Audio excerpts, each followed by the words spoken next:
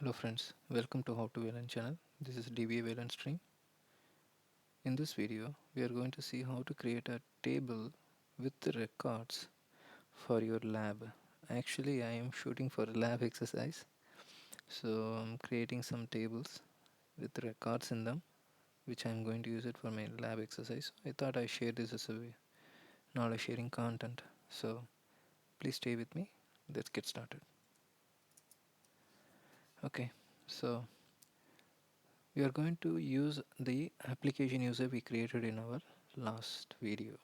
If you want to know much more about how to create the user, please look at my previous videos and about the table space creation and user creation. And this is purely the table creation for our lab. Okay, so let's go ahead and create the objects.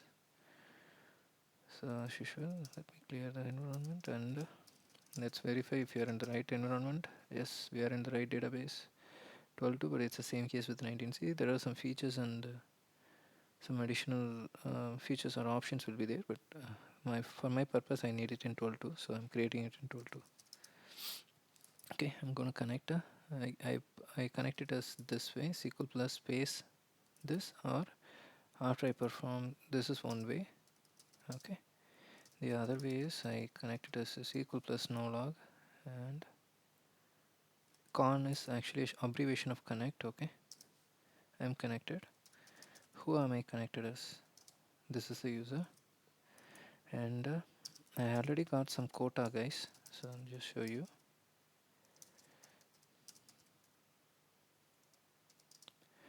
If you see here, I already got some table space set up for me, and I have unlimited size to create my objects, and that is the default table space for me.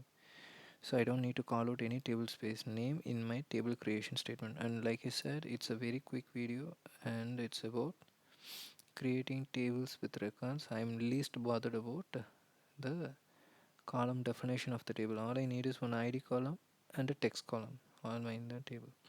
If you do it in a conventional method, you will create a table like this: create table, table name, whatever you want to, ID, identification of the column, and the type of the column, and again comma, how many ever more columns you want, which is again for me I need a text column, I said, right? Name and varchar 2 of 10 and so on. In other Oracle, other RDBMS framework, it's the varchar 2 may be text or any other format as well. I think in SQL plus there is MS SQL, I think it's text. Okay, so you can have different naming conventions as well. So let's create the table.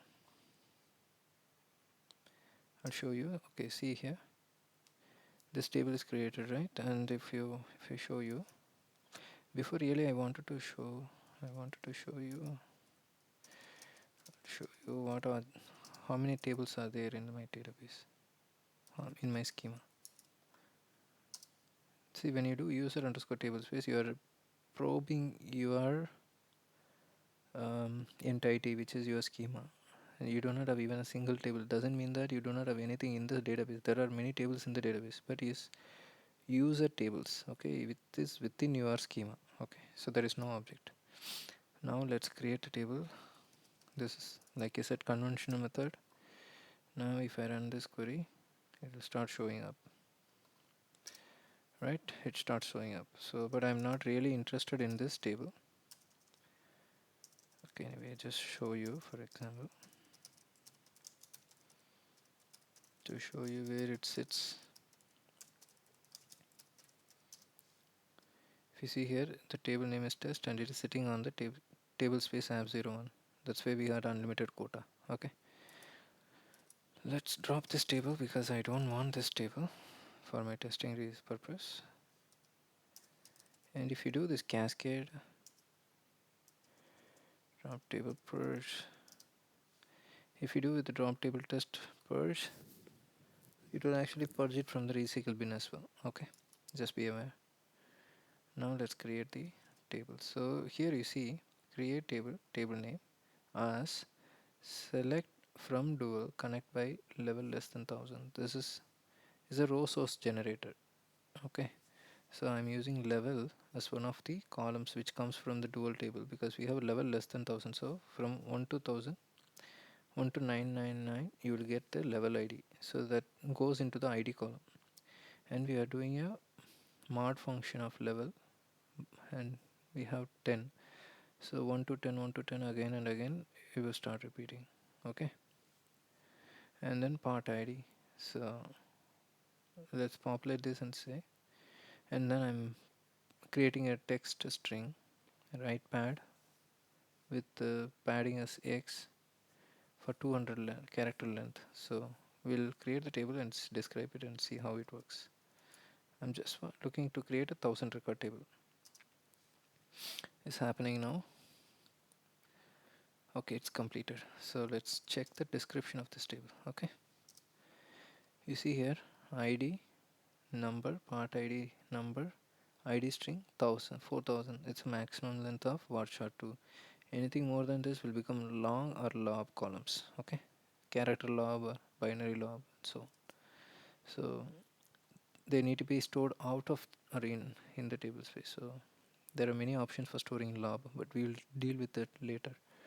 For now, I think you understood how to create a table. Now the next one, I want to create a table with the primary key.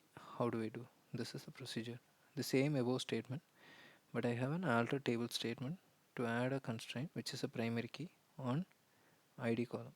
So this is a command. Okay, let's get going. Okay, it's table 02.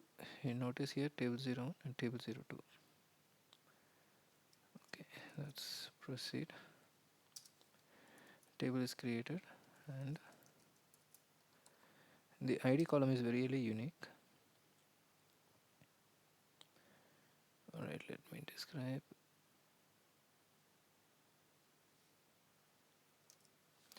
Okay, if you notice here, alter table, add constraint, id underscore pk. I need to give a name for the constraint, so id underscore pk, primary key id. So the table is altered. Now I have a table with a constraint on top of it defined. Where do I see? You see here the first table and difference, second table difference. You see here it is not null. Reason, I have primary key defined. If you have a unique constraint, there is a possibility you can have a null, one field, one row, you can have null.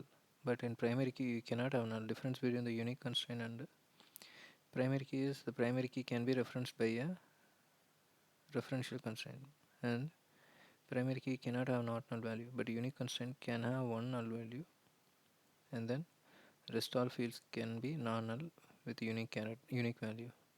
So we set up the table in the same way, but this one has not null set to no empty, no, and this one is set to not null. Yes, it cannot be null, this id number anymore.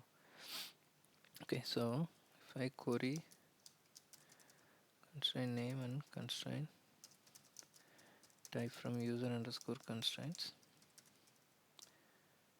and comma table name,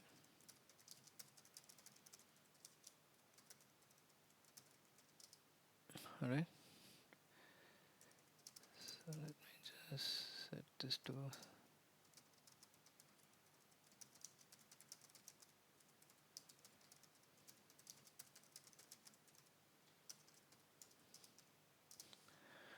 alright.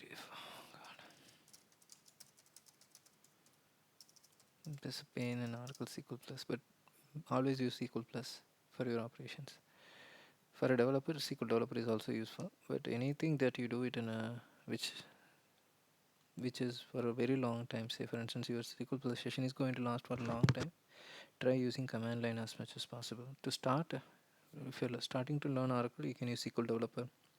It's a GUI based utility, but for other operation it's better to use SQL Plus. DBAs mandatorily should use SQL Plus all time. Okay, this is the constraint name. Constraint type is P, which is primary key, and table name. Okay. Alright, so this is how you create a table. Alright. I hope you like this video. I just wanted to show you how many records, right? I see we're missing the key content. See, 999 records, and the first table 999 records. There is only one difference between these two tables, that there is a primary key defined in them, and a primary key will have an index on top of it. I'll show you.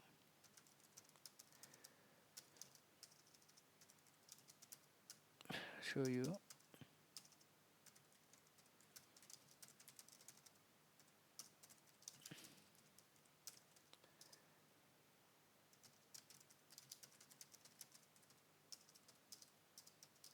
Okay, if you see here, this is the ID key, IDPK, an index, and the index also is getting created on the same name as constraint, and the uniqueness is unique, and table name is tbl app 02. It is 02, not 01. Okay, 01 doesn't have any index. Thanks, team. I hope. Thanks everyone. So you really like this video, give me a thumbs up and subscribe to How to Learn channel, and feel free to share your comments on the comment section. Thank you. Bye.